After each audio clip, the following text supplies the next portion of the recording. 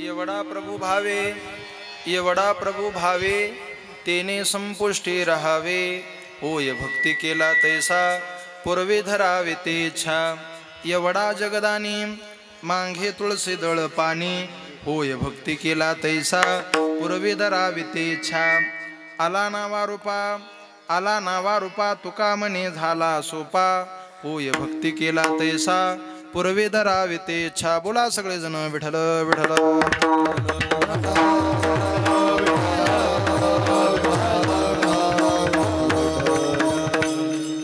गजाननं भूतगणादिसेवितं कपित्तजम्बुफलचारु भक्षणं उमासुतशोकविनाशकारकं नमामि विघ्नेश्वरपादपङ्कजं. नमिला गणपती माऊली Sharjah, आता गुरुराया दंडवत. सेवे लागी सेवक झालो, तुमच्या लागलो निज चरणा.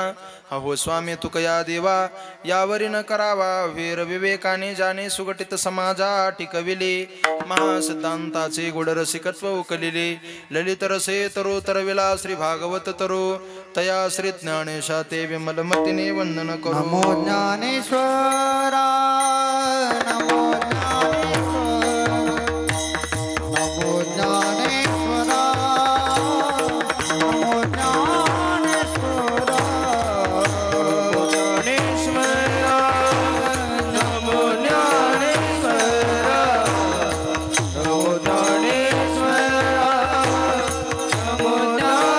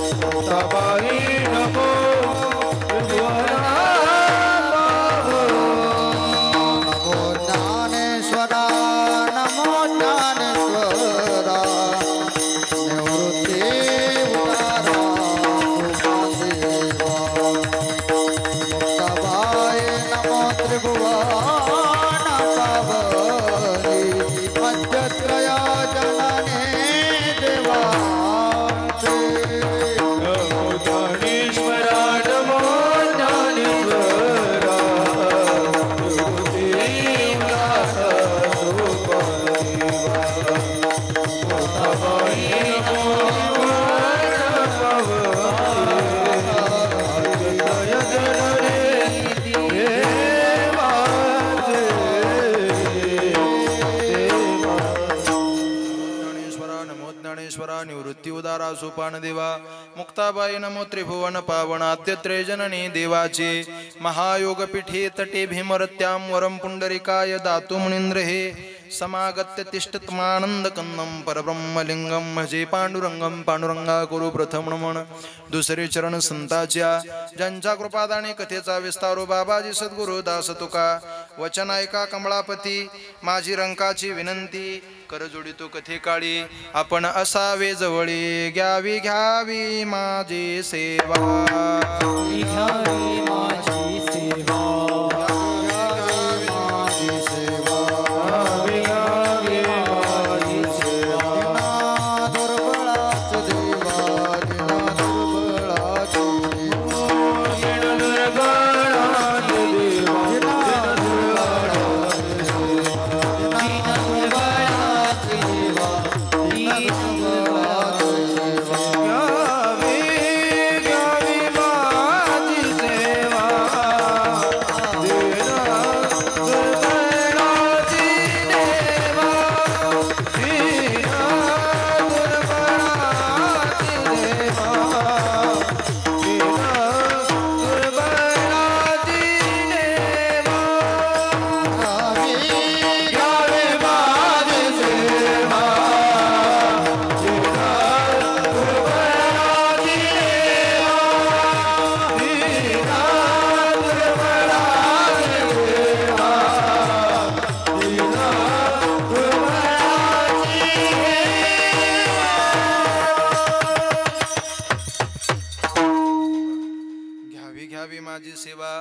दीन दुर्बळाची देवा एवढा प्रभू भावे तिने संपुष्टी राहावी होय भक्ती केला तैसा पूर्वे धरावे ते इच्छा प्रस्तुत प्राप्त प्रसंगी प्राप्त स्थळी संप्राप्त कीर्तनाकरिता निवडलेला अभंग कीर्तनासाठी म्हणून दाखवलेला गाऊन दाखवलेला सेवेकरता उच्चारलेला निवडलेला प्रतिपाद्य केलेला अभंग महान भगवत भक्त पंढरीरायाचे लढिवाळ लाडके जवळचे श्री पांडुरंगाचे निस्सीम उपासक मानले जाणारे वारकरी संप्रदायाची इमारत उभी राहत असताना ज्यांनी कलश म्हणून आधार दिला आणि संप्रदायाच्या इमारतीवरती कलश म्हणून जे शोभले दैदिप्यमान झाले आणि त्या कलशाच्या आदर्शाकडे पाहून हा सगळा वारकरी संप्रदाय आजपर्यंत अनादी कालापासून प्रवास करत आला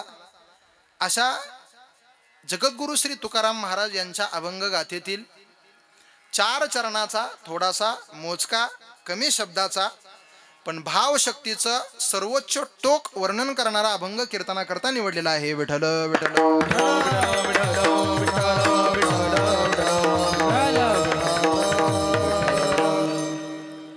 कीर्तनाला आरंभ करण्यापूर्वी काहीसा परिहार देणं गरजेचं आहे. नामदेव कीर्तन करी तेव्हापासनं ज्ञानोबरायांचं कीर्तन व्हायचं तेव्हापासनं तर आज दिनांक 18 तारखेपर्यंत कुठलंही कीर्तन असो त्या कीर्तनात परिहार देणं गरजेचं असतो. ते काय मी आता सांगून तुमचे 5-10 मिनटं घेऊन राहिलो असा काही त्याचा अर्थ नाही. ते वक्त्याला सांगावं लागतं. ते वक्त्याचं आद्य प्रधान कर्तव्य आहे. कधी कधी श्रोते एवढे मर्मज्ञ असतात चिकित्सक असतात त्यांना कीर्तनकाराने सांगितलेला परिहार सुद्धा नाना नको वाटतो. यांना हा सुद्धा टाइमपास करू नये यांना तेवढं सांगावं पण परिहाराची वक्त्याला चांगली पळवाट असते. तो किती लांबवला तरी सुद्धा श्रोते नाराज होत नाही. आमचा प्लस पॉईंट आहे म्हणून तो आम्हाला पाहिजे तितका लांबवता येतो. हेमंतराव पाहिजे तितका मोठा विस्तीर्ण करता येतो.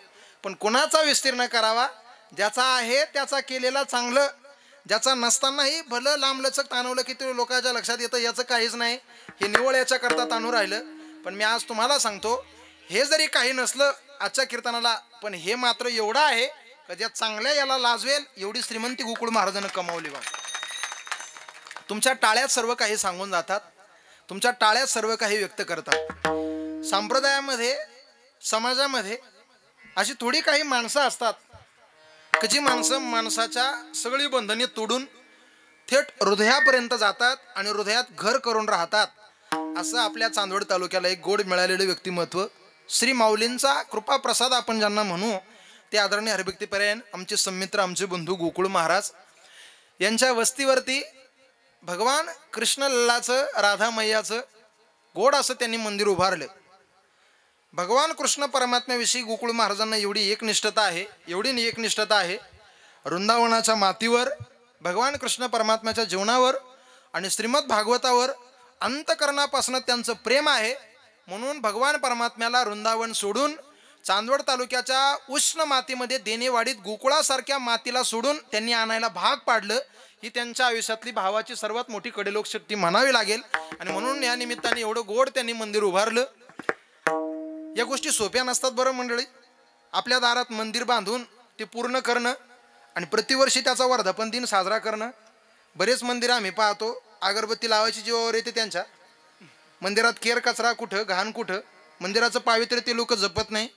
एकतर मंदिर न बांधलेलं बरं. देव काय म्हणत नाही तुम्ही मंदिर बांधा आणि रोज मंदिरात ध्यानधारणा करा. न बांधलेले बरं पण मंदिर बांधून त्याचं पावित्र्य राखणं फार महत्त्वाचं असतं.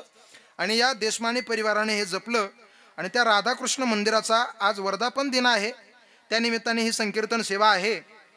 आजचं कीर्तन योगायोगाने श्री महाराजांच्या आजी कैलासाची सौभाग्यवती इंदुबाई बाबूराव देशमाने योगायोगाने त्या माय माऊलीचं सुद्धा आज पुण्यस्मरण आलं.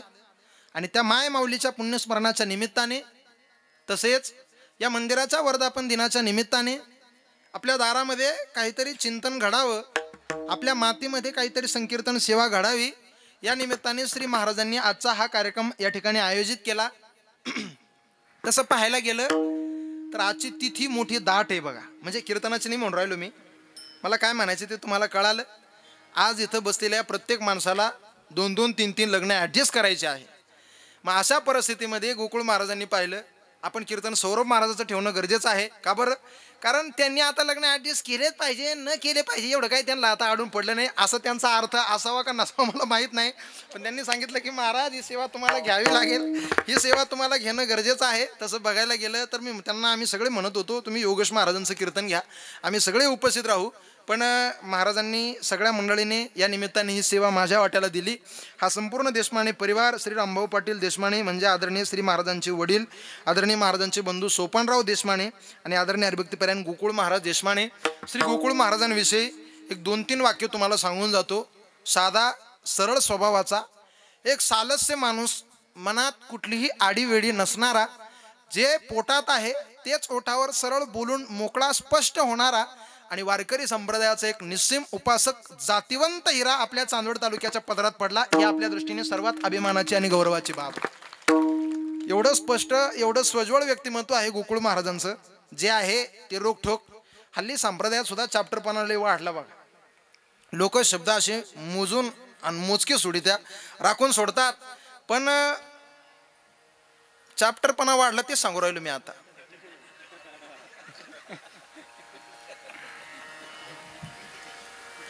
या घड्याळाचं त्यांचं बरं आहे दादा, असं काय करते तुम्ही ऐका. हल्ली ते आता असो, एवढं त्यांच्याकरता पुष्कळ झालं. श्री गोकुळ महाराजांचं गोड सांप्रदायिक जीवन आहे. हे कीर्तन कशा करता आयोजित करावे लागतात, हे सोहळे कशा करता आयोजित करावे लागतात मला सांगणं महत्त्वाचं आहे. आणि ते या प्रसंग उत्पात मला सांगावंसं वाटतं. गोड मार्मिक चिंतन ऐकणारी माणसं आहे, त्या दृष्टीने कीर्तनाची भाषा असावी आणि त्या दृष्टीने कीर्तनाची उंची असावी म्हणून तुम्हाला सांगतो. हे सोहळे कशा करता आपण करतो. गावगाव कुणीतरी एखादे महाराज, एखादे वारकरी संप्रदायाचे उपासक जन्माला येतात आणि कार्यक्रम आयोजित करतात. कशा करता आयोजित करत असतील. हे कार्यक्रम आयोजित केल्याने त्यांची प्रतिष्ठा वाढते म्हणून. हे कार्यक्रम आयोजित केल्यानं चांगली लोकांची गर्दी होते, समाज त्यांच्या नावानं वाहवा उदो उदो करतो म्हणून आयोजित करत असेल का? नाही महाराज. जगाच्या कल्याणाकरता भगवान पांडुरंगाने ज्ञानोबरायांच्या रूपाने अवतार धरावा आणि त्या ज्ञानोबरायांनी तेव्हापासून तर आजपर्यंत हे उत्सव कशा करता आयोजित केले जातात याची पंक्ती ज्ञानोबराय सांगून जातात. माऊली सांगतात हे कार्यक्रम फक्त एवढ्याच करता आयोजित केले जातात, दुरितांचे तिमिर जाओ. तुमच्या आमच्या जीवनामध्ये जो काही अज्ञानाचा मोठा अंधकार झालेला आहे, मोठा अज्ञानाचा अंधार पडलेला आहे, तो अंधार विझवण्याकरता आणि तो अज्ञानाचा अंधकार घालवण्याकरता गावगाव खेडोपाडी वाडी वस्त्यावर दीप लावणं फार गरजेचं आहे. आणि तो कुठला दीप लावायचा, मग त्याला अनुसरून नामदेव महाराजांचं प्रमाण पुढे येतं. आणि मग नामदेव महाराज ज्ञानोबरायांच्या अंधकाराला अनुसरून कुठला दीप लावायचा, मग नामदेवराय स्पष्ट सांगतात. नाचो कीर्तनाचे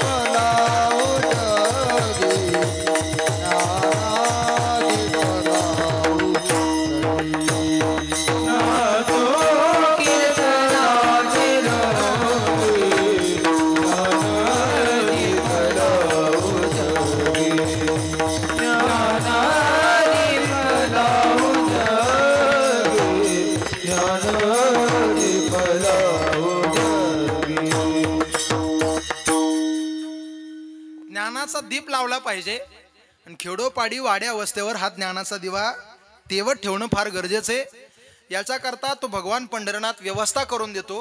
आणि प्रत्येक भागाभागात हा ज्ञानदीप लावण्याकरता पांडुरंग परमात्मा त्याच्याच कृपा आशीर्वादाने एक एक रत्न पाठवून देतो. आणि मग ते रत्न त्या त्या परिसरामध्ये हा ज्ञानाचा दिवा तेवत ठेवतं, वाढत ठेवतं आणि हे ज्ञान प्रज्वलित होतं.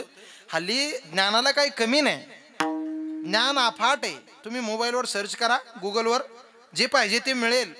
फेसबुकवर सर्च करा, तुम्हाला जे पाहिजे त्याच्या संदर्भात व्हिडिओ मिळतील. इंस्टाग्रामवर सर्च करा. 1 लाखापासनं तर 500 रुपयापर्यंत सगळे महाराज तिथं उपलब्ध आहे. हल्ली ते लोकांनी केलं म्हणून आम्हाला सांगावं लागतं. ऐका, ज्ञानाला काही कमी नाही, ज्ञान तिथं अथांग भरलेलं आहे. पण त्या गुगलवर जाऊन काय टाईप करावं याच्याकरता ज्ञानोबरायाची गरज आहे. त्या गुगलवरती जाऊन काय सर्च करावं याच्याकरता तुकोबरायांची गरज आहे. त्या फेसबुकवरती जाऊन कुठली गोष्ट जीवनामध्ये स्वीकार करावी याच्याकरता श्रीमद भागवताची एकनाथ महाराजांची गरज आहे. आणि हे उत्सव गावोगाव आयोजित करावे या मानसाने प्रवृत्त झालेलं व्यक्तिमत्व म्हणजे आमचे गोकुळ महाराज. गोड कार्यक्रम, गोड सोहळा त्यांनी या ठिकाणी आयोजित केला.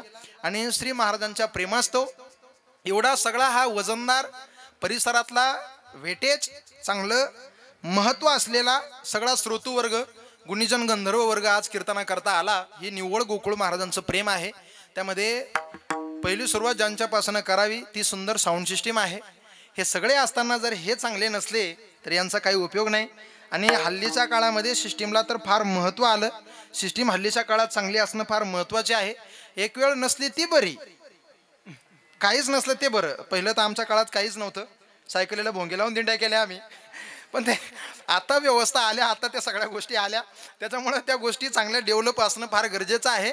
आणि आपल्या परिसरातली एक अपडेट राहणारी साऊंड सिस्टीम म्हणजे काळूबाळू साऊंड सिस्टीम आमचे विकासराव. गोड काळाच्या ओघामध्ये नवनवीन जे काय लागतं ते अपडेट करून आणि सिस्टीम उभी करणारं व्यक्तिमत्व आहे. त्यांचे धन्यवाद. सगळे महाराष्ट्रातले विद्वान, गुणीजन, गायक, वादक, गंधर्व त्यांच्यावर मनापासून प्रेम करतात. परिणाम त्यांची क्वालिटी, त्यांचे आभार मानतो. आज कीर्तनाकरता विशेष पत्रिकेमध्ये उपस्थितीमध्ये ज्यांचं नाव टाकलेलं आहे ते नुकतंच आपल्या परिसरातनं प्रभू विश्वनाथ पायदिंडी सोहळा धोडप किल्ला, विखारा पहाड या परिसरातनं सगळ्या तळागाळातल्या वारकरी बांधवांना एकत्र करून, हल्ली तळागाळातले एकत्र वारकरी करून पुढं चालणं फार महत्त्वाचं आहे. तळातले गाळातच घालून लोक पुढे चालायला लागले, ही फार मोठी शोकांतिका आहे. कीर्तन तुम्हाला जरा अपडेट राहा, मस्त समजेल. महाराजांनी हा सगळा मेळा एकत्र करून त्र्यंबकेश्वराकडे दिंडी निघाली. यावर्षी आपल्या चांदवड तालुक्याच्या परिसराच्या जिल्ह्याच्या दृष्टीने गौरवाची बाब ठरली आणि आपल्या पायदिंडी सोहळ्याला प्रथम क्रमांक मिळाला. असे आदरणीय हरिभक्तीपरायण श्री माझे जिवलग मित्र, तसं आता आमचं नातं बदललेलं आहे. रमण महाराज ते माझ्या सासरी झाले. आता मित्र म्हणण्याच्या ऐवजी सासरा चांगलं शोभून म्हणण्याला दिसेल, कारण पुढे धोंडा येत आहे बघा. म्हणून आमचे सासरे योगेश महाराज जाधव ते आज कीर्तनाकरता आलेले आहेत, त्यांना सुद्धा धन्यवाद. मी असं म्हणूनच मोकळं करायचं बघा माझंवालं. ते देता का न देता धोंड्याचं आता ते त्यांच्या मनावर आहे, पण आपण म्हणत राहायला काय अडचणी नाना, तयार झाला पाहिजे सासरा बघा. योगेश महाराज आहे, श्री महाराजांचे धन्यवाद व्यक्त करतो. आज कीर्तनाकरता गोड गुणीजन गंधर्व मंडळी उपस्थित आहे. त्यामध्ये आपल्या परिसराचं रत्न, आपल्या परिसराचं वैभव, कुठलाही कार्यक्रम असला, कुठलाही कार्यक्रम आयोजित करायचा असला तर पटकन 81 80 82 6009 हा नंबर ज्यांच्या डोळ्यासमोर येतो ते गोड व्यक्तिमत्व आदरणीय हरिभक्तीपरायण आमचे संमित्र अक्षय महाराज आज कीर्तनाकरता आहे, त्यांचे धन्यवाद. दुसरं गोड व्यक्तिमत्व, खरंच नाशिक जिल्हा हा रत्नाची खाण आहे आणि नाशिक जिल्ह्यामध्ये चांगले गुणवान तयार झाले. ही नाशिक जिल्ह्याच्या दृष्टीने सर्वात मोठी श्रीमंती आहे. 10,000 माणसातनं एखादा चांगला गुणवान तयार होतो. आरडणारे गावोगाव सगळेच आहे, पण 10,000 लोकातनं एक चांगला गुणवान तयार होतो. चांगला सुंदर माणूस जो लोकांच्या काळजाचा ठाव घेतो ते नाशिक जिल्ह्याचं गोड व्यक्तिमत्व. आज ज्यांची प्रत्यक्ष भेट झाली आमचे वैभव दादा, त्यांचे सुद्धा धन्यवाद व्यक्त करतो. त्यांच्या शेजारी हरिभक्तीपरायण अंकित महाराज आहे, श्री महाराजांचे धन्यवाद व्यक्त करतो. सर्वच महाराज मंडळी आहेत. आदरणीय बाळासाहेब महाराज शिंदे आहे, आदरणीय महेश महाराज आहे, आदरणीय तेजस महाराज आहे. ही सगळं भजनी मंडळ आज आदरणीय पूजनीय शिवाजी महाराज कीर्तना करता आहे. श्री बाबांचे धन्यवाद व्यक्त करतो. आसरखेड्याची, देनेवाडीची ही सगळी भजनी मंडळ आहे, त्यांचे धन्यवाद व्यक्त करतो. गावगाव कीर्तनाला एक विनेकरी भेटत नाही, पण आज माझ्या सौभाग्याने 1.5 म्हणू का 2 म्हणू ऐका 2 विनेकरी कीर्तना करता आहे. ते जरी दिसायला उंचीने अर्धे असले पण ते फार फुल माणूस आहे बरं. त्यांच्या उंचीवर तुम्ही कुणी जाऊ नका. गोड व्यक्तिमत्व आहे. कुठलाही भाव सांगा त्या माणसाच्या चेहऱ्यावर कधी नाराजी नसते. चेहऱ्यावर असणारी प्रसन्नता ही माणसाच्या आयुष्यातली मिळवलेली सर्वात मोठी श्रीमंती आहे आणि ती आमच्या योगेशरावने मिळवली. त्यांचे सुद्धा धन्यवाद. पाठीमागं छत्र चांबर धरणारे आमचे बापू भाऊ, त्यांचे आभार. मृदुंगाच्या साथीकरता गोड तयार व्यक्तिमत्व आहे हरिभक्तीपरायण निलेश महाराज, श्री महाराजांचे धन्यवाद व्यक्त करतो. आणि चांदवड तालुक्यातला सगळा लवितकर बाबांच्या भाषेमध्ये डायमंड माल सगळा लयबद्ध सूत्रबद्ध ऐकणारा सगळा श्रोतवर्ग माझ्या पुढे आलेला आहे. मंगरुळ गावचे तात्या नाना, त्यांचे सर्व सहकारी, आदरणीय चांदवडकर त्यांचे सर्व सहकारी, मरळगोईकर त्यांचे सर्व सहकारी, आसड केलेकर महाराज त्यांचे सर्व सहकारी, बरविरकर असतील, बहाळेकर असतील, परिसरातली अनेक गावं असतील. कीर्तन होईपर्यंत मी ऑब्झर्व करतो आणि बरोबर शेवटापर्यंत सगळी नावं घेण्याचा प्रयत्न करतो. पण आता अधिक विलंब न करता शूटिंगवाले दादा तुमचेसुद्धा आभार. शरीराचा एवढा हेलना करून तुम्ही सगळ्यांना कॅमेऱ्यामध्ये टिपत आहे, हे तुमचं कसं मानावं लागेल. तुमचे सुद्धा धन्यवाद व्यक्त करतो आणि कीर्तनाकडे निघतो. टाळी वाजून भजन करा. विठ्ठल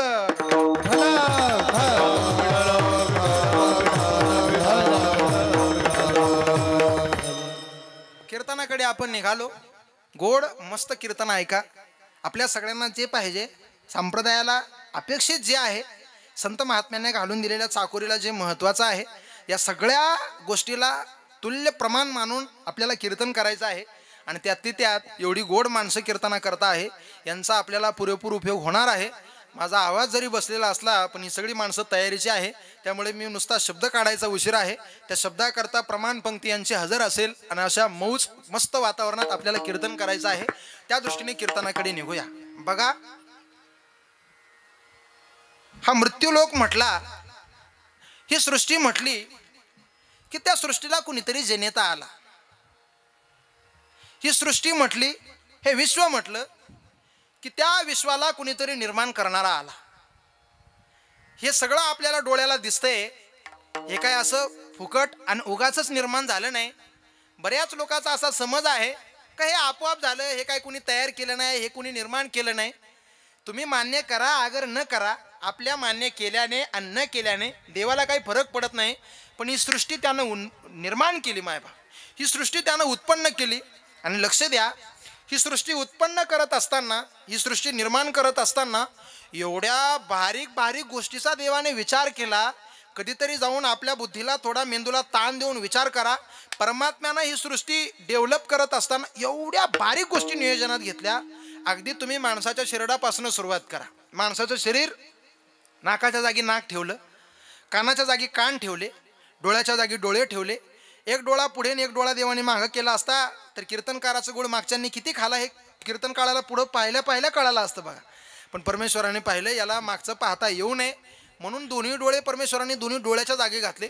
एवढी बारीक सगळ्या गोष्टी जिथल्या तिथं घातल्या. यात नवल नाही मायबाप, पुढे सांगतो मी तुम्हाला, ऐका. देवाने किती सूक्ष्म बारीक नियोजन केलं. जगद्गुरु तुकाराम महाराज सांगतात, ऋतू जसा आहे त्या ऋतूनुसार कीर्तनकाराने उदाहरणं देणं गरजेचं आहे. आता उन्हाळ्याचे दिवस आहे, पाण्याचं मोठ्या प्रमाणात आपल्याकडे दुर्भिक्ष आहे. यावर्षी पावसाने काय आपल्याकडं तिरपी नजर फिरवली काय माहिती. कुंडाण्यापर्यंत पाऊस यायचा पण पुढं बुरकं सुद्धा पोहोचत नव्हतं. तिथून पुढं पाण्याची जरा लवले सुद्धा येत नव्हता. मायबाप, यावर्षी मोठ्या दुष्काळाचं सावट आपल्या सगळ्यांना सोसावं लागलं. पण मी पुढे गंमत सांगतो तुम्हाला. एवढा महाभयंकर यावर्षी दुष्काळ पडलेला असताना सुद्धा आत्ता कडाक्याचं ऊन आहे. पण येणाऱ्या 15 दिवसात तुम्ही वातावरण ऑब्झर्व करा. खडकावर जरी झाड असलं तरी त्या खडकावर असलेल्या झाडाला पाण्याचा अजिबात लवलेस राहत नाही. पण तरी सुद्धा त्याला पालवी फुटते. महाराज सांगता, जीवन तयास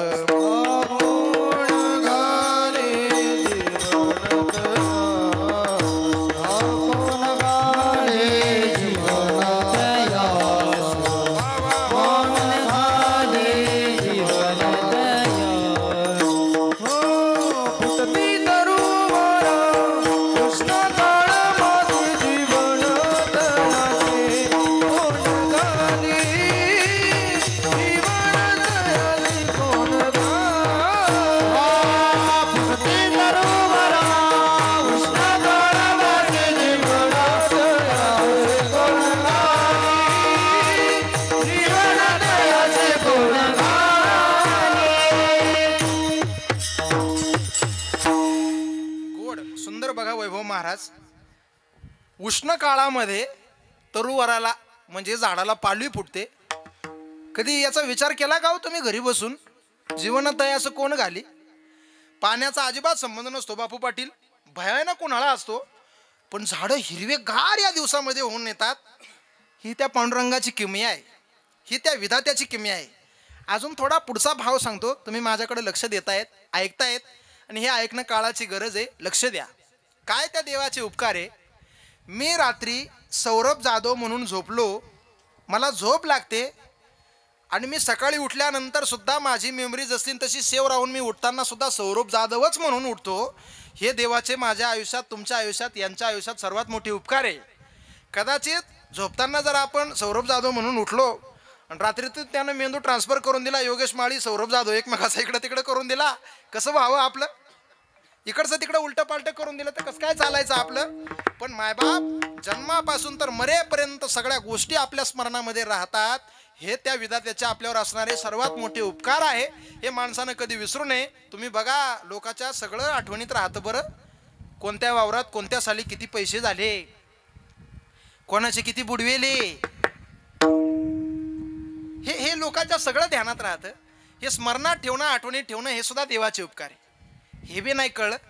अजून थोड्या याच्या पलीकडची उंची देवाची सांगतो. काय देवानं विलोभनीय सृष्टी तयार केली, लक्ष द्या. हल्ली विज्ञान फार डेव्हलप झालं, विज्ञान फार प्रगत झालं आणि फार विज्ञान पुढं गेलं. विज्ञान स्वीकारत असताना बरेच लोक अध्यात्माचा द्वेष करतात.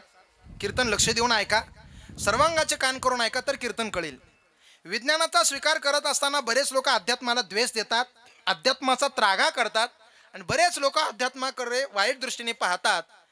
आणि काही काही लोक अध्यात्माला मानत असताना सुद्धा विज्ञानाकडे चुकीच्या दृष्टीने पाहतात, ते विज्ञानाचा दोष करतात. पण विज्ञान आणि अध्यात्म या दोघांची सांगड घालायला जो शिकवतो त्याला वारकरी संप्रदाय म्हणतात. विठ्ठल विठ्ठल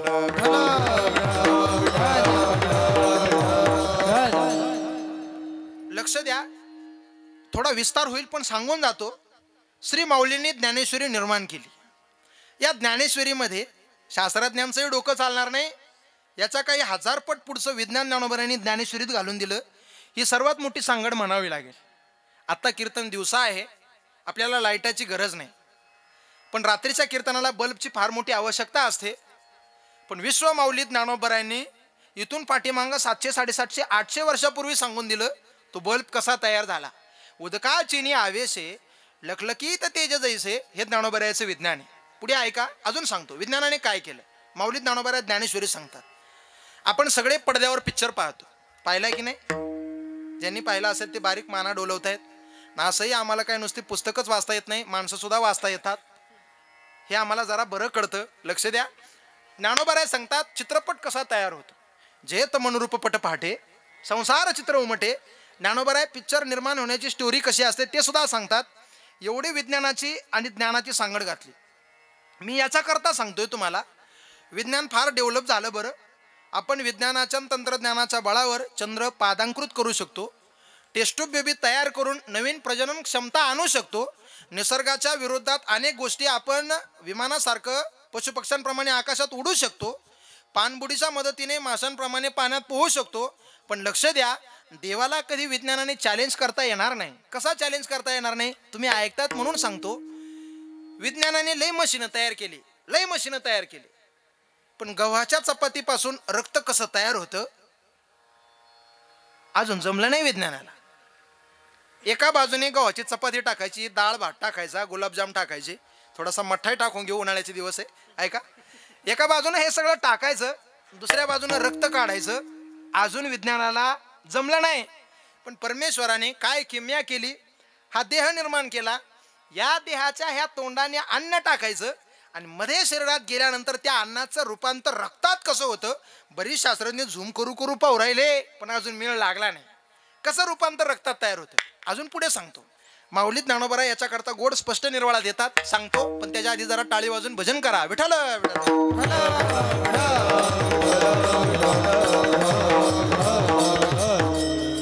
लक्ष द्या, सुंदर ऐकतायत तुम्ही, जीवाचे कान करून ऐका.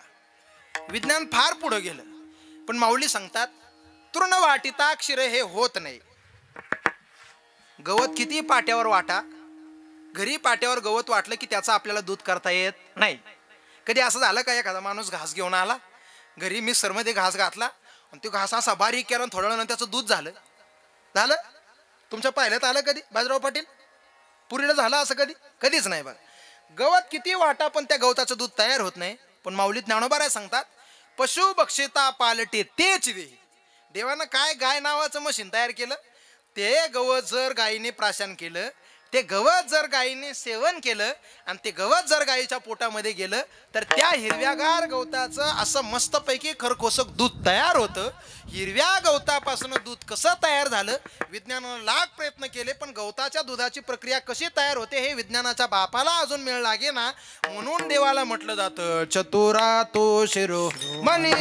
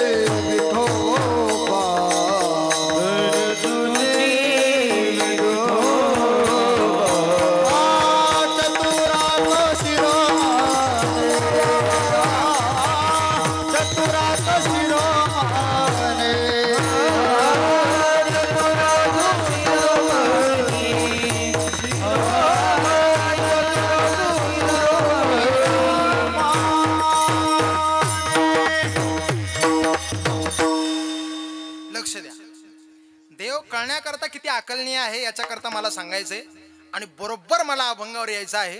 तुम्ही कितीतरी कीर्तनकार उघडून पिलेली माणसं आहात, त्या तोला मोलाने चिंतन मानणं काळाची गरज आहे. लक्ष द्या.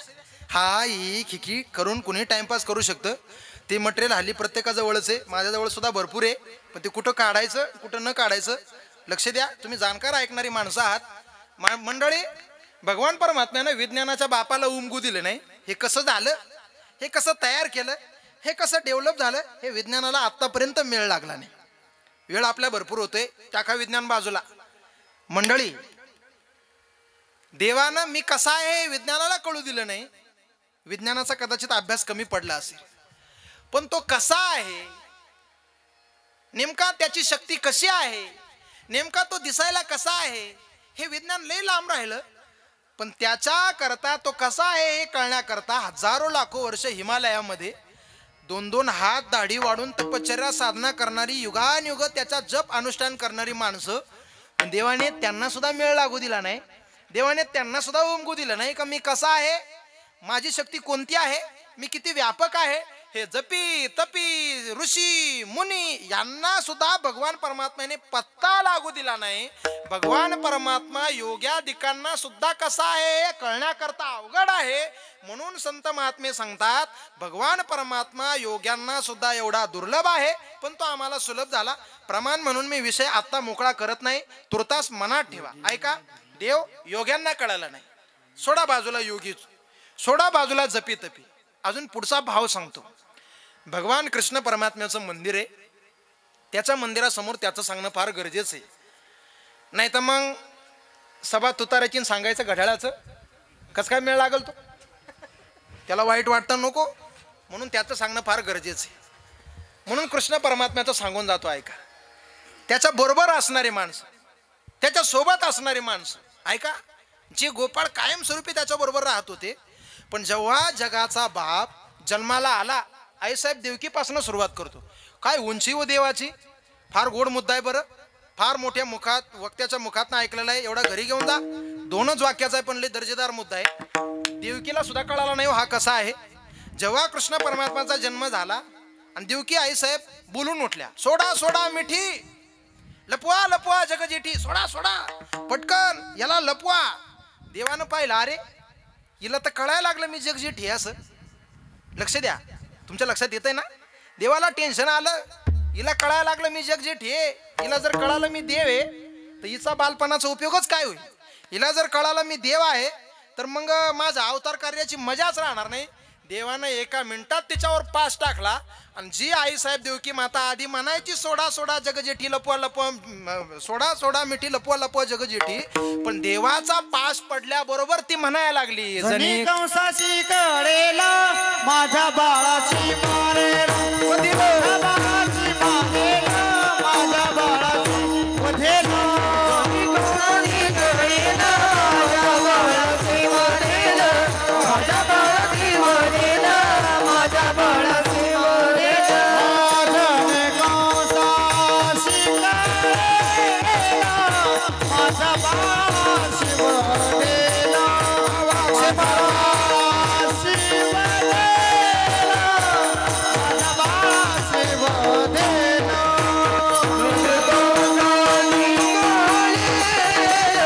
माझ्या बाळाची वधेला, माझ्या बाळाची वधेला, माझ्या बाळाची वधेला.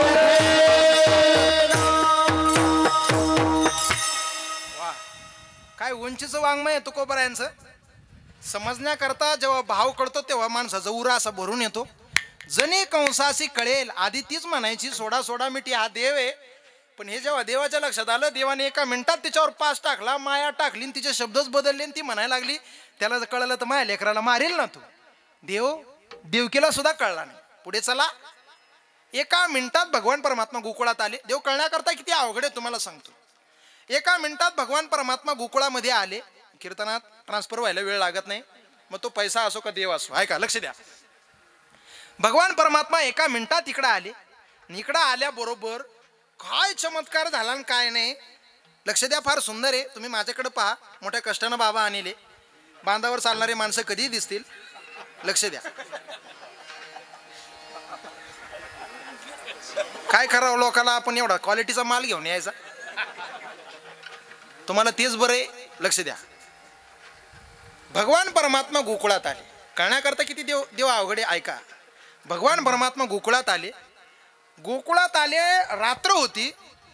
देव गोकुळात आले आणि कस काय चमत्कार झाला आणि कस काय नाही. गोकुळात झोपलेले माणसं सकाळी उठले, वेदाच्या ऋचा गायला लागले. देव आल्याबरोबर गोकुळात लोक झोपलेले उठले. शास्त्र, पुराण, अध्याय या सगळ्या गोष्टी स्मरण करायला लागले.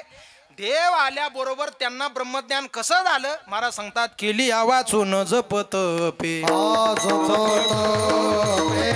केली आवाजून जपत केली आवाजून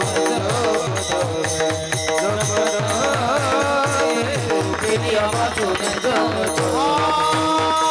गोकुळीचा लोका गोकुळीचा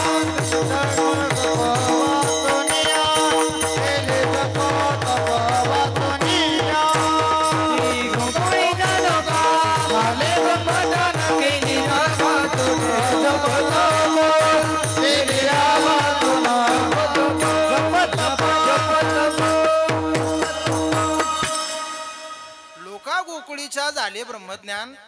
केलिया वाचून जपतपे. देव आल्याबरोबर त्यांना ब्रह्मज्ञान झालं. जपतपे न करता असं फुकट होऊन गेलं. हे त्यांना सुद्धा कळलं नाही की आपल्याला ते कसं झालं. देव गोकुळातल्या लोकांनाही कळालं नाही. सोडा मुद्दा, अजून पुढे सांगतो. देव कळण्याकरता किती अवघड आहे. हे कळत नसलं तरी ऐकत राहा. देव कळण्याकरता किती अवघड आहे. मंडळी, देवाच्या बरोबरची काही जी माणसं होती, पेंद्या, वाकड्या, बोबड्या, सुदामा, ही कायमस्वरूपी देवाच्या बरोबर राहणारी माणसं, पण त्यांना सुद्धा देव कळला नाही. एकदा भगवान परमात्मा सगळी गोपाळ मंडळी एका झाडाखाली खेळ खेळत असताना 12 गाव आगनी लागला. एवढी मोठी आग लागली आणि सगळे लोक ओरडायला लागले. आग लागली, आग लागली, पळा पळा पळा, धावा धावा, आग लागली, भिजवा भिजवा. एवढ्या प्रचंड उन्हाळ्याच्या रखरखत्या आगीमध्ये लोकांचे घरं जळतील यात नवल नाही. जनावरांचा, गायींचा चारा जळेल.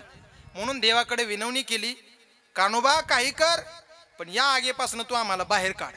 देवाने सांगितलं मी आग विझवतो, पण तुम्ही सगळ्यांनी असं करा, डोळे बंद करा आणि सगळ्यांनी डोळ्याला हात लावा. देवांनी सगळ्या गोपाळाला सांगितलं डोळे बंद करा, पण काय काय एवढी अवघड राहत्या. आता मी माझ्या पुढे बसलेल्या सगळ्या लोकांना जर सांगितलं तुम्ही डोळे लावा, सगळे लोक डोळे लावते. पण एक ब्रह्मदेवाच्या गैरहजेरीत जन्माला राहतो, तू डोळे उघडेच ठेव. बाबा पळून जातो काय कानू म्हणजे, काय डाव आहे कानू याचा, डोळे लावायला राहिला. एक तरी डोळे उघडेच ठेव. भगवान परमात्म्याने गोपाळांना डोळे लावायला लावले आणि पसरवून मुख गिळी येली ज्वाळ, तोंड आ करून आग गिळी आणि पाहती गोपाळ बोटा सांदी. बाकीची गोपाळ बोटाच्या फटीतून पाहायला लागली आणि ती आग गिळल्यावर एका गोपाळाला राहवलंच नाही. त्या गोपाळानं सांगितलं, कान्होबा कैसरी एवढी गिळलेली आग, न देखो तुझं पोळला कोठे अंग. ऐका, हे त्यांना कळलं नाही. कान्होबा एवढी आग तू कशी गिळली, तुला कुठं चटका बसला नाही. माणसं बिड्यावडी तर मिशा करपून जात्या. अरे तू 12 गाव आगनी गिळला, तुझ्या तोंडाला कुठं डाग नाही, तुझ्या तोंडाला कुठं चटका नाही, हे तुला कसं कळलं. हे कळण्याकरता फार अवघड आहे, हे त्यांना सुद्धा कळायला नाही. अगदी या मुद्द्याला पूर्णविराम देत असताना एक शेवटचा मुद्दा तुम्हाला सांगतो. बऱ्याच लोकांना असं म्हणणं आहे का कृष्ण परमात्म्याने 16,108 बायका भोगल्या. पण ऐका, कृष्ण परमात्म्याने 16,108 बायका भोगल्या खऱ्या. बऱ्याच लोकांचा असा संभ्रम असतो. एक त्याच्या बायकोकडे गेला आणि तिला सांगतो, हे म्हणे काय, सौरभ महाराजाचं कीर्तन ऐकून आलो आणि त्यांनी सांगितलं की कृष्णाने 16,108 बायका केल्या. ती म्हणली केल्या असेल तर केल्या असेल, तुम्हाला काय. तो म्हणला नाही मग मी अजून एखादी. अरे लोकायला एक भेटा ना, तुझी दुसरीची तयारी झाली. ती म्हणली थांब, मी तुला निर्णय राखीव ठेवते आणि उद्या सांगते. दुसरा दिवस झाला. तो म्हणला ए अगं काल काहीतरी तुला विचारलं होतं, सौरभ महाराजाचं कीर्तन ऐकून आलो, 16,108 बायका केल्या देवानं, मी अजून एखादी केली तर चालेल का. ती म्हणली दम घ्या.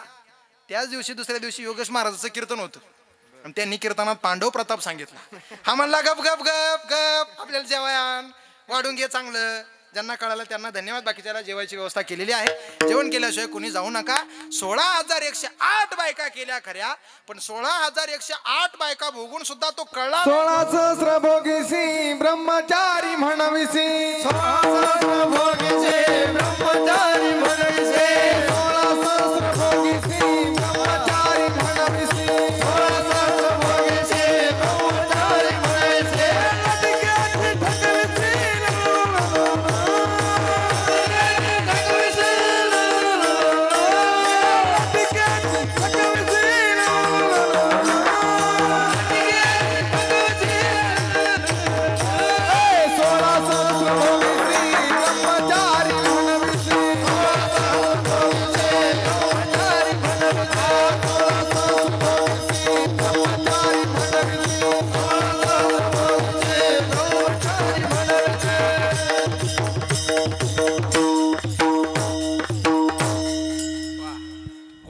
गायलं बघा सुंदर.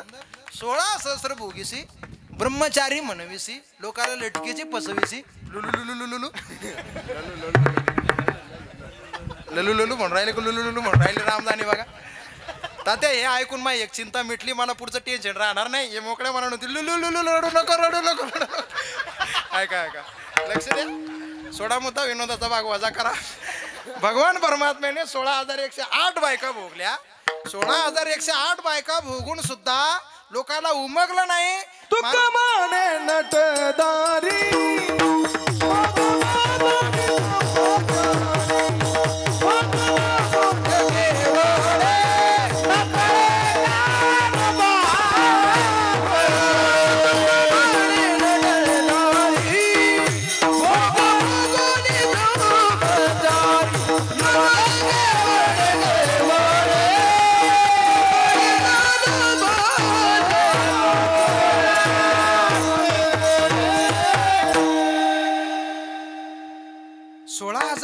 बायका भोगून सुद्धा ब्रह्मचारी राहिला.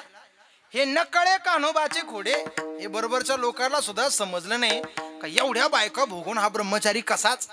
बरोबरच्या लोकांचं सोडा, बायकाला सुद्धा कळलं नाही. मज भुली पडली कैसा परी, आम्हा भोगुनी म्हणे मी ब्रह्मचारी, दिली वाट यमुना माये खरी, महिमा आम्हा न कळे अद्यापवरी. अद्यापवरी म्हणजे आतापर्यंत, ह्या मिनिटापर्यंत ज्या जाण वेद गर्भीच्या श्रुती एवढ्या पोचलेल्या गोपिका होत्या, पण तो त्यांनाही कळायला नाही का तो कसा आहे, तो त्यांनाही अकलनीय आहे. अगदी या मुद्द्याचा समारोप करतो सांगतो, गवळणींना नाही कळला सोडा, बरोबरच्या माणसाला नाही कळला सोडा, सोबतच्या आजूबाजूच्या लोकांना जप्या तप्यानं नाही कळला सोडा. ऐका, तो भगवान परमात्मा कसा आहे हे वेदाला सुद्धा कळलं नाही आणि शास्त्राला सुद्धा कळलं नाही. महाराज सांगतात, जो न कळे वेद शास्त्र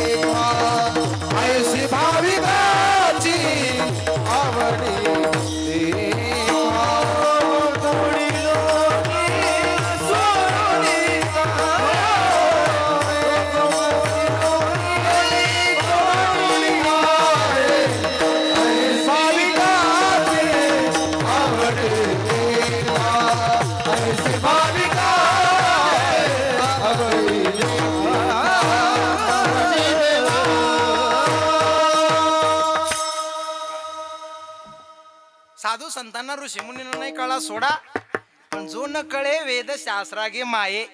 वेदशास्त्र म्हणजे काय पहिलीच्या अंकल्पी नाही म्हणून राहिलो मी. वेदशास्त्र जे वेदशास्त्र कसे आहे अजून कोणाला उमगले नाही, ज्याचा कोणाला पार लागला नाही. लोकाला वेदांत ऐकायची सवय लागली, कळत नसली तरी लोक म्हणतात ते तेच सांगा, ते तेच सांगा. ते ऐकायला सुद्धा आपल्याला गोड वाटतं. मायबाप अशा वेदालाही न उमगलेला भगवान परमात्मा त्यांनाही कळला नाही.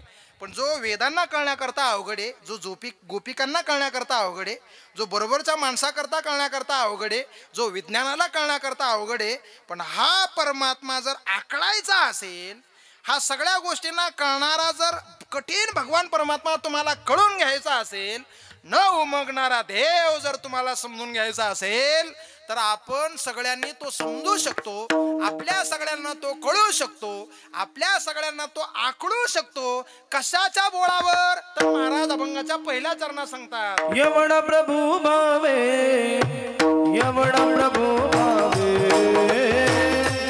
यवण प्रभू भावे, यवण प्रभू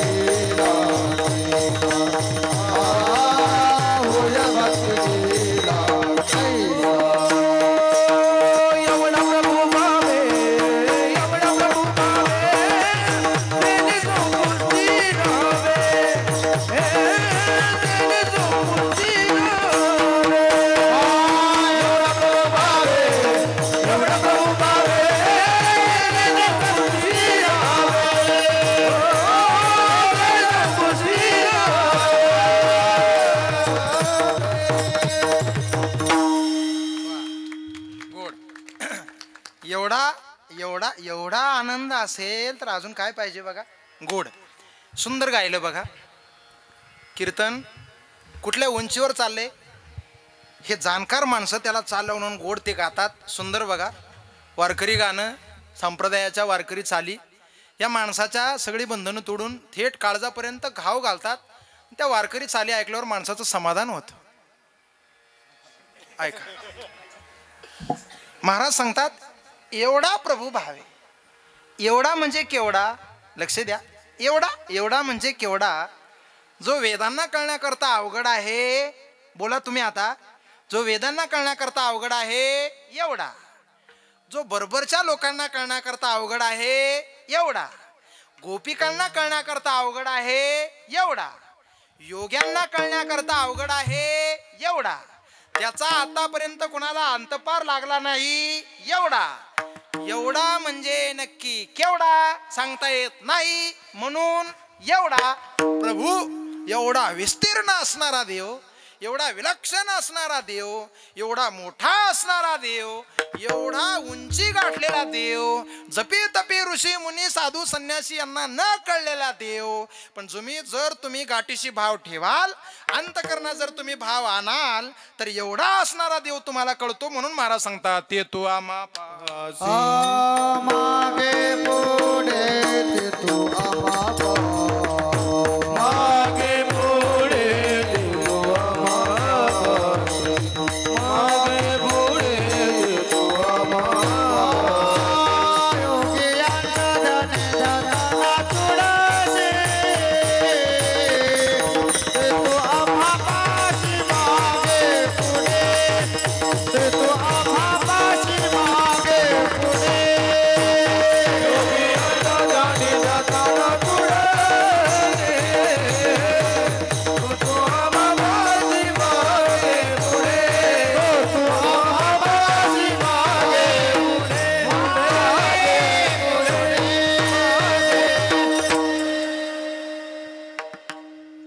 योगियांच्या ध्यानी. योग्यांना दर्शन सोडा, ध्यानातही न येणारा, न कळणारा उमगणारा, एवढा समजण्याकरता विलक्षण असणारा देव, ज्याचा खरंच कुणाला अंतपार लागला नाही, पण तो तुमच्या आमच्या सर्वसामान्य लोकांना आकळावता येऊ शकतो. तुम्हा सर्वसामान्य लोकांना त्या देवावरती स्वतःचं कव्हरेज मिळवता येऊ शकतं. आणि ते कव्हरेज मिळवण्याचं सर्वात सुलभ आणि योग्य साधन म्हणजे भावे. एक करतळ्यावळे तैसा हारी करतळ्यावळे तैसा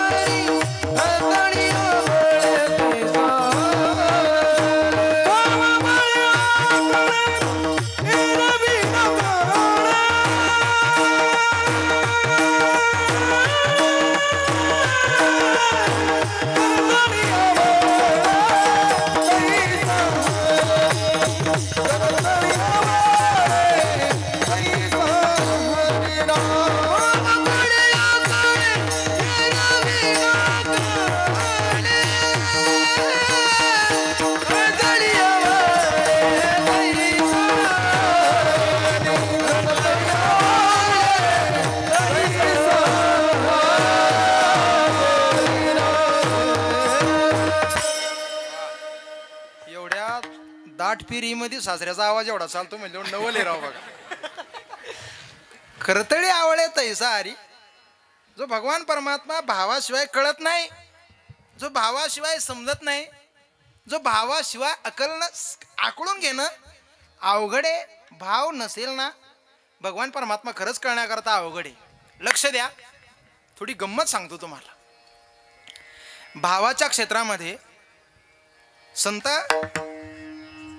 भक्तांच्या एक पाऊल पुढं राहिले. बरं, भक्तांना भाव देता आला पण संतांनी एवढा नाही. जेवढा संतांनी देव गाठीशी बांधला ना तेवढा भक्ताला नाही गाठता आला. अर्जुनालाही देव थोडासा मिळाला. अर्जुनाला मिळालेला देवाने विश्वरूपही त्याला दाखवलं, पण पुरेसा भाव गाठीशी नसल्यामुळे दाखवलेलं रूप त्याला पाहता आलं नाही. अर्जुन देवाला म्हटले, देवा पुनच्च दाखवा रूप गुजिरे. एवढं रूप दाखवलं, पण ते मला समजत नाही, मला ते कळत नाही, मला ते पाहूनच नाही राहिलं तुमचं रूप. अर्जुन भावाच्या क्षेत्रात कमी पडला, पण अर्जुनाचं लिमिट, अर्जुनाची मर्यादा, अर्जुनाची लक्ष्मण रेषा माऊली ज्ञानोबारांनी थेट क्रॉस केली. अर्जुनाच्या एक पाऊल पुढे टाकून अर्जुनाने ज्ञानोबारांनी सांगितलं, अर्जुनांना योगादिकांना कळण्याकरता जो अवघड आहे, अर्जुनाला भावाच्या बळावर सुद्धा जो पाहता आला नाही, मी माझ्या ठाई एवढा भाव तयार केला आणि त्या भावाच्या बळावर योगी या दुर्लभ तो म्या देखिला सजाने, योगी या दुर्लभ तो म्या देखिला सजाने,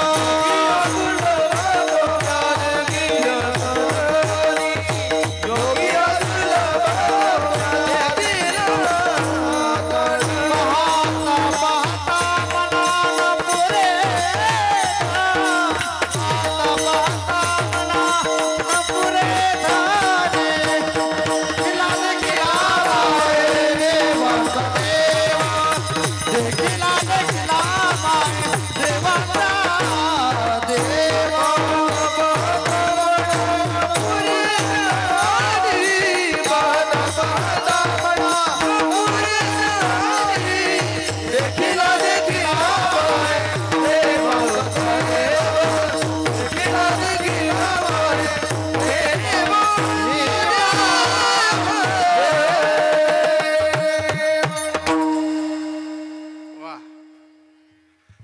गोड प्रमाण गायलं बघा. अर्जुनाला समजलं नाही होता भाव, पण तेवढी पुरेशी ताकद नव्हती म्हणून तो त्याला उमगला नाही, तो त्याला पावला सुद्धा नाही. पण ज्ञानोबरायाच्या गाठी एवढा भाव होता, ज्ञानोबरायांनी अगदी मन भरेपर्यंत त्याला पाहिलं. देखिला देखिला माये देवाचा देव, फिटला संध्या निमाले तुझे. पण अर्जुनाने तरी एकाच रूपात पाहिलं, पण ज्ञानोबरायाचा भाव अर्जुनापेक्षा एवढा स्ट्रॉंग होता. अनंत रूपे अनंत वेश देखिले मी त्यासी, ही ज्ञानोबरायाच्या भावाची उंची. अजून पुढची उंची सांगतो तुम्हाला. ध्रुवाने भाव गाठीशी आणला, आणि ध्रुव बाळालाही देव त्याला दिसला, मिळाला न मिळाला असं नाही, पण ध्रुव बाळाला आमच्या संत महात्म्यांनी बाजूला ठेवलं, क्रॉस केलं, ओलांडलं.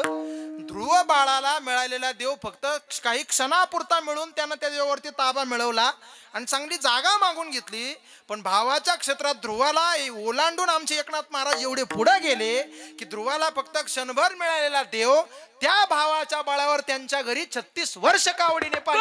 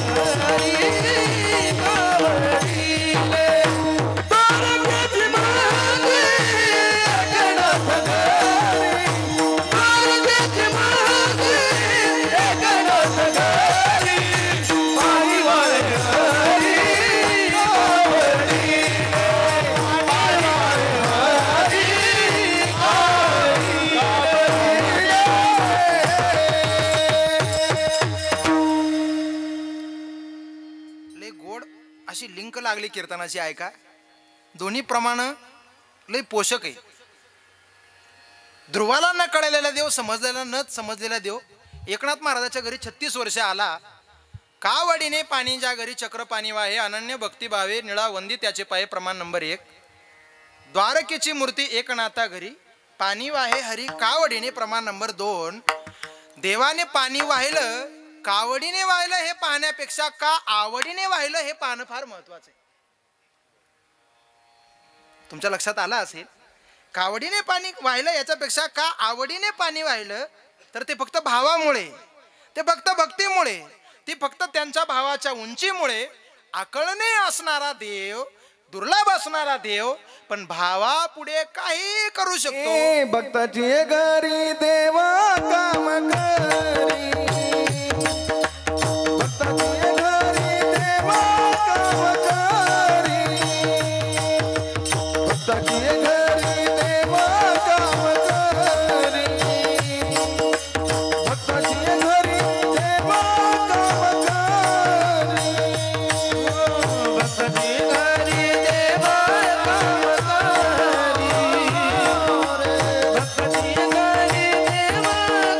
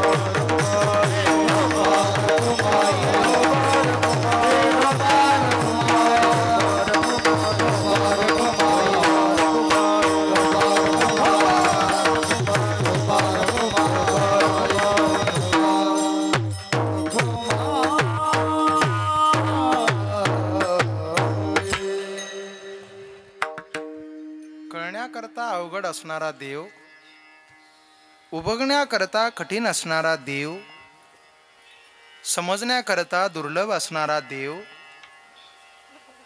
पण भक्तांपुढे भक्तीपुढे तो सुलभ होतो.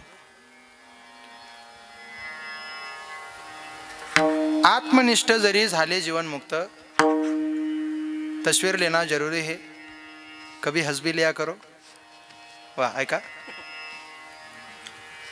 परी भक्ती सुख दुर्लभत्या, भक्ती प्रेम सुख नीनवे अनेका, पंडित वाचकात ज्ञानी असे. माणसं मोठी जरी झाली तरी भक्तिसुख त्यांना फार दुर्लभ आहे, कठीण आहे.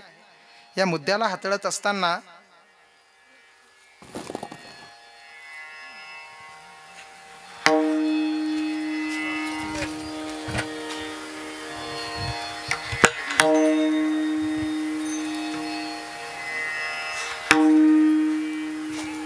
जुने कीर्तनकार एक दृष्टांत सांगायचे. श्रद्धेय समाधानजी महाराज तयार माणसं कीर्तना करता आहे. एवढी वजनदार माणसं असताना गोकुळ महाराजांनी उगाचच मला इथं बोलायला लावलं. माझ्यापेक्षा वयाने, तपाने, ज्ञानाने, अधिकाराने ही सर्वश्रेष्ठ मंडळी आहे, पण तरीसुद्धा आज ते माझं असं ऐकतायत का? खरे खरे खरे बरी सांगू राहिली, छान सांगू राहिली. हे खरं मोठेपण असतं बघा.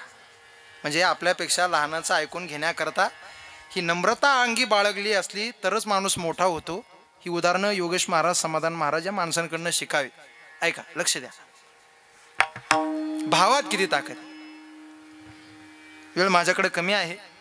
भावात किती ताकद आहे हे या भावात सांगतो मी.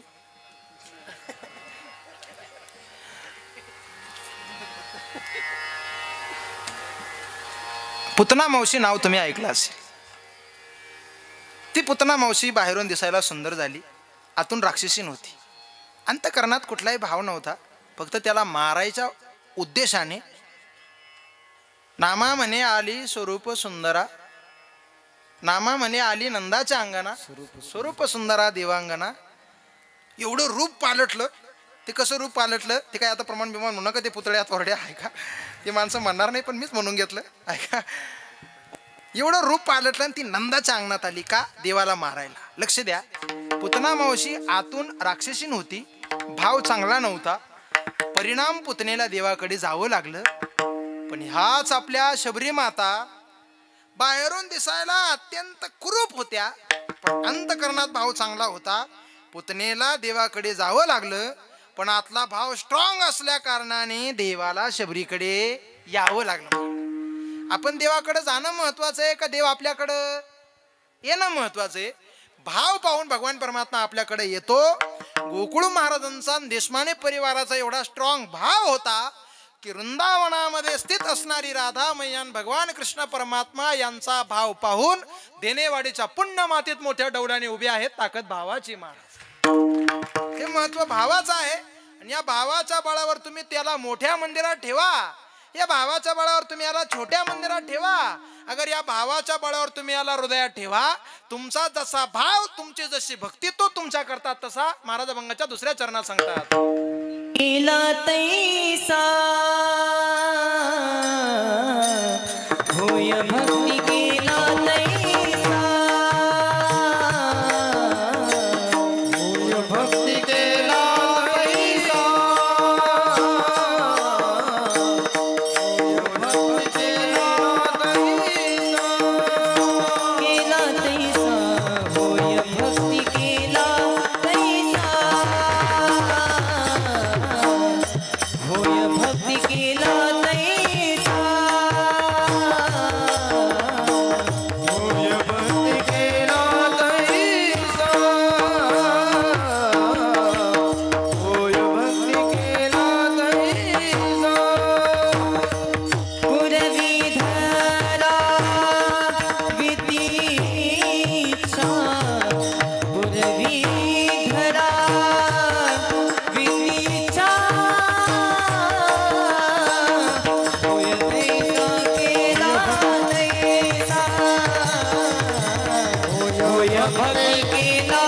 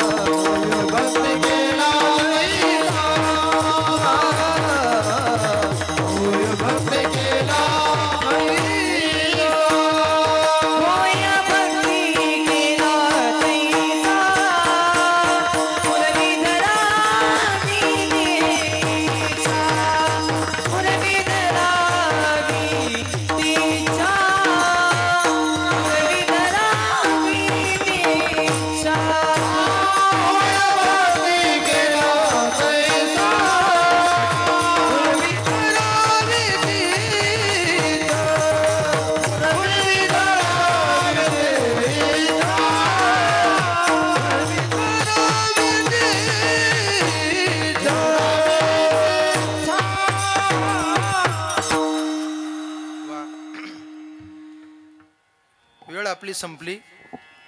ही अशी माणसं असली की खूप सांगावं वाटतं, पण याला लाज नाही, हे थांबत नाही. हा कोणाकरताच घड्याळ थांबलं नाही. सौरभ महाराज फार मामूली चीज आहे. वेळ आपण पाळली पाहिजे, जपली पाहिजे.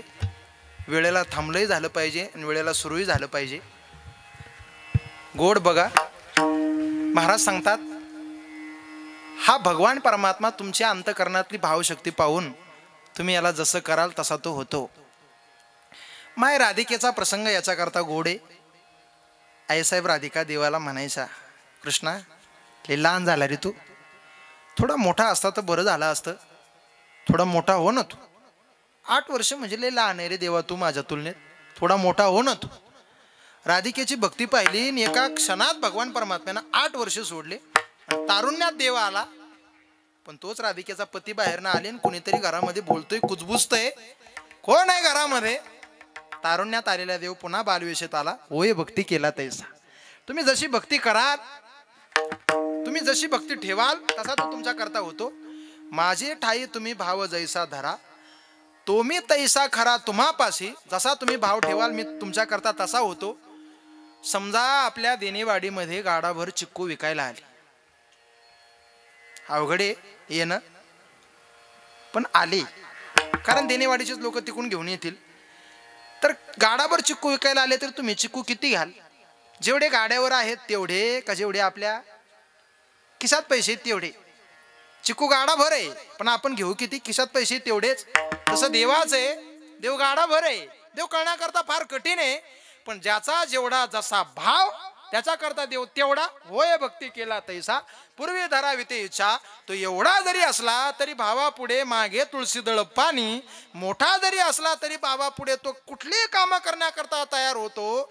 भगवान परमात्मा खरं तर त्याला रंग नाही, रूप नाही, नाही वर्ण छाया, त्याला काहीच नव्हतं. ते एक मूळ तत्व होतं, पण भक्ताच्या भावाकरता ते सुलभ झालं, आकाराला आलं. गोकुळ महाराजांची श्रद्धा पाहून त्यांच्याकरता राधाकृष्णाच्या रूपात आलं. तुमची आमची वेगळी श्रद्धा पाहून ते त्याच्याकरता रूपात नटलं. अवघड असणारा भगवान परमात्मा, निर्गुण असणारा परमात्मा भक्त भक्ताच्या भावा करता त्याचं वैकुंठ सांडून नावा रूपाला आला नावा रूपा, आला नावा रूपा, आला नावा रूपा, आला नावा रूपा, आला नावा रूपा, आला नावा रूपा, आला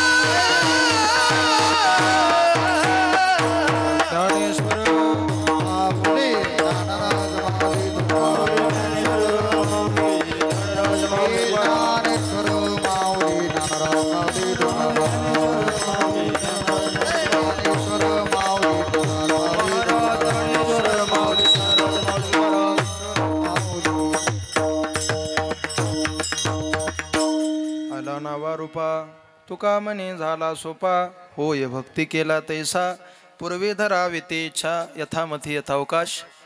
माझ्या अल्पशा बुद्धीप्रमाणे अल्पशा वेळेमध्ये चिंतन मांडू जाण्याचा प्रयत्न केला. हा अभंग आजच्या दिवशी मी मुद्दामहून कीर्तनाकरता निवडला. खरं तर ही मूर्ती हा भगवान परमात्मा आकलण्याकरता खूप कठीण आहे, पण या देवाचं फार मोठं थोरपण आहे की तो आपल्याकरता एवढा सुलभ होतो ना आपल्याकरता प्रेमाने बांधला जातो. आपल्याकरता हा भगवान परमात्मा आकळला जातो आणि आपल्या वश हा भगवान परमात्मा होतो. एवढी ताकद आहे त्याच्या भावाची. तुम्ही मनात जी इच्छा कराल ती इच्छा देव पूर्ण करतो. मग ती इच्छा कोणत्याही क्वालिटीची असू दे. कीर्तनावरनं रात्री घरी येता येता जर समोर भला मोठा टोलगेट दिसला, मनात जर आलं देवा एवढा माप होऊ दे रे, आपोआप पूर्ण होऊन जातं. पण आपण एवढ्या हलकट इच्छा ठेवू नये. आपण त्या देवाला सांगावं, देवा गोकुळ महाराजांनी एवढं गोड मंदिर बांधलं, दरवर्षी या मंदिराचा वर्धापन दिनाचा ते कार्यक्रम करतात. एवढी एकच इच्छा आहे भगवंता, या गोकुळ महाराजाला या परिवाराला उदंड आयुष्य दे आणि हजारो वर्ष होईपर्यंत हा वर्धापन दिन असाच दरवर्षी या दारात संपन्न होऊ दे. पूर्वी धारावी ती इच्छा. एवढी इच्छा या देवानं कृष्ण परमात्म्यानं पूर्ण केली. तरी सुद्धा आजचं कीर्तन सफल झालं, आजच्या कीर्तनाचं सार्थक झालं असं मी म्हणतो.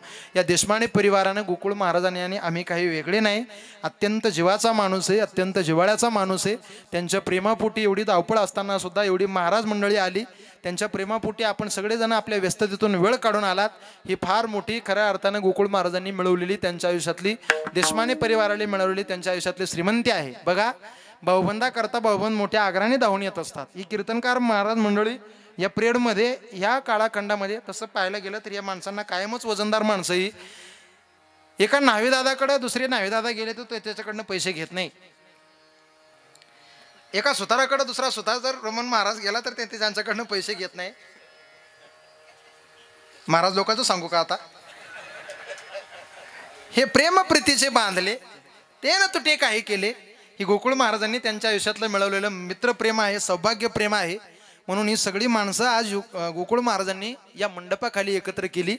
लई गोड सालस स्वभावाचं व्यक्तिमत्व आहे. मनामध्ये अंतःकरणामध्ये प्रत्येकाचं घर करून जागा करून बसलेलं व्यक्तिमत्व म्हणजे आमचे गोकुळ महाराज आहे. गोकुळ महाराजांकडे पाहिलं की अंतःकरणात किती चिडचिड, किती द्वेष असला आणि किती टेन्शन असलं तरी गोकुळ महाराजांविषयी आदरणीय, या जागेवर मी काही त्यांची स्तुती करायला आलो नाही, वस्तुस्थिती सांगतो. पण त्या माणसाशी बोललं की खरंच अंतःकरणाला बरं वाटतं. अशी काही काही माणसं आहे की ज्यांच्याशी पुन्हा पुन्हा बोलावं वाटतं. खरंच नावासारखं या माणसाच्या जीवनात देवानं गोकुळ दिलं आणि गोकुळासारखं गोकुळ महाराजाच्या जीवनात काहीच कमी पडू देऊ नये. हा संप्रदायाचा हिरा आपल्या चांदोड तालुक्याच्या पदरात पडला. ही आपल्या दृष्टीने अभिमानाची, जमेची, गर्वाची बाब आहे. आमच्या गोकुळ महाराजांनी आग्रह केला म्हणून एवढी माणसं इथं आली. गोकुळ महाराजांना, देशमाने परिवाराला खूप खूप धन्यवाद, आभार व्यक्त करतो. आदरणीय हरिभक्तीपरायण पूजनीय समाधानजी महाराज, आदरणीय हरिभक्तीपरायण श्रद्धेय योगेश महाराज जाधव, आदरणीय अक्षय महाराज, वैभव महाराज, आमचे दुसरे वैभव महाराज, त्याच्यानंतर ही सगळी महाराज मंडळी या ठिकाणी कीर्तना करता आली. आदरणीय हरिभक्तीपरायण आमचे बाळासाहेब महाराज, आमचे सोयरे, ते सुद्धा आले, त्यांचे धन्यवाद. पुढे आभाळा एवढी प्रभू तुम्ही महेशाच्या मूर्ती, चांगली परीक्षिती राजासारखं बसलेला हा देवरूप श्रोतूवर्ग, या सगळ्यांचा धन्यवाद, आभार व्यक्त करतो. आणि झालेली संकीर्तन सेवा भगवान श्री गोपाल कृष्ण परमात्म्याच्या चरणी अर्पण करून सेवेला याच ठिकाणी पूर्णतः पूर्णविराम देऊन थांबतो. एकदा कृष्ण परमात्म्याच्या दारात सर्वांनी वरती हात करून विश्वगुरु निवृत्तीनाथांचं अगदी 2 मिनिटं भजन करूया आणि सेवेला पूर्णविराम देऊन या ठिकाणी थांबूया. निवृत्ती राया जय हो, जय हो.